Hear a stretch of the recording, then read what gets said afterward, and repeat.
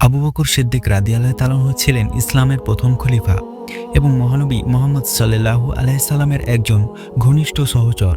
তিনি মক্কার একজন প্রভাবশালী ব্যবসায়ী এবং ইসলামের প্রথম পুরুষ মুসলিম ছিলেন।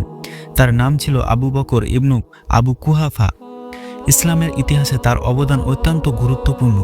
তিনি হিজরতের সময় মহানবী সাল্লাল্লাহু আলাইহি সাল্লামের সঙ্গী ছিলেন এবং তাদের একত্রে মদিনায় আগমন হয়। ইসলাম প্রতিষ্ঠার পর আবু বকর সিদ্দিক রাদিয়াল্লাহু তাআলা প্রথম খলিফা হিসেবে মুসলিম জনগণের নেতা হন এবং ইসলামের বিস্তার ও প্রতিষ্ঠায় গুরুত্বপূর্ণ ভূমিকা পালন করেন।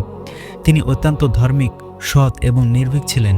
তার খলিফা হিসেবে শাসনামলে অনেক রাজনৈতিক, সামরিক ও সামাজিক সংস্কার সাধিত হয়েছিল।